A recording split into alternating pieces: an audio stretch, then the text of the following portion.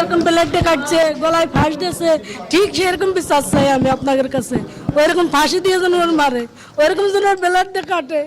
আমার যে না আমার লোককে যে কষ্ট দিচ্ছে না, আমি নিজে ইচ্ছা একবার দেখতে চাই এরকম ফাঁস দিয়ে মোরা। এইটুকু আপনাদের কাছে আমার বিচার তাইলে যেহেতু আরো এরকম মৃত্যু দেয়।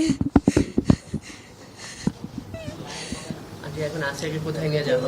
আছে এখন গ্রামের বাড়ি যাবি। আমার অভিযোগ একটাই, ওর যখন ব্যালেটের কাটিছে, ফাইসডে মারিছে, ওই রকম উগারও আমি ফাইসডে দেখতে চাই। ফাইসডে দেখতে চাই ওইরকম ব্যালেটটা যেন উগারও এরকম কাটে, এইটুকু আমার আবদার।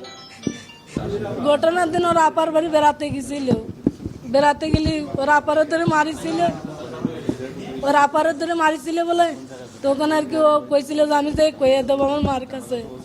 তখনই সেই রাত্রি ওই রকমের ঘটনা ঘটিছে। বড় মায়ের ইচ্ছে আমি তো মারে আলাদা করে থুয়ে দিছিল। পরে 11টার সময় আমার কাছে ফোন দিয়েছে যে আপনার মনে অসুস্থ। আমি যাই দেখি যে সদরে ভর্তি করছে মাগুরা দিয়ে, তুই উনি পলাইছে ওই মহিলা। ওর জানাজার ব্যাপারে কিছু জানাবেন? জানাজা গ্রামের বাড়িতে হবে। আমি পরিবারের পক্ষ থেকে বক্তব্য এতটুকুই আছে যেন ওদেরকে, আন্টি যেটা বললেন, ওদেরকে জন্য ফাঁসি দেওয়া হয়। যারাই আসিয়ার হত্যার সাথে জড়িত সবার ফাঁসি চাই আমরা। আমাদের আর কোনো বক্তব্য নেই। দ্রুততার সঙ্গে যত দ্রুত সম্ভব ওদেরকে ফাঁসি দিতে হবে। আর একটা এখানে আর কোনো কথা নেই, কথাই একটাই।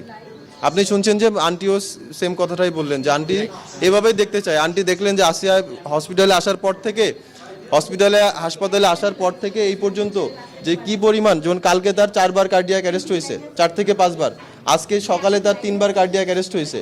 তার এই কার্ডিয়াক অ্যারেস্ট হলো তো উনি তো ওখানে উপস্থিত ছিলেন। উনি ওনার মেয়ের কষ্টটা এখন একদম চোখের সামনে থেকে দেখছেন। উনি এটা মার পক্ষ থেকে এটা নেওয়া সম্ভব না। তার এটা সুস্থ একটা মেয়েকে সে তার বোনের বাসায় গেছে, সে আজকে সে লাশ হয়ে বাড়িতে ফেরত যাচ্ছে। তো এই যে একটা নিষ্ঠুরতম হত্যাকাণ্ড, নিষ্ঠুরতম ধর্ষণ, এটার সঙ্গে যারা জড়িত ছিল প্রত্যেকেরই শাস্তি হওয়া উচিত এবং এই শাস্তি সর্বোচ্চ শাস্তি।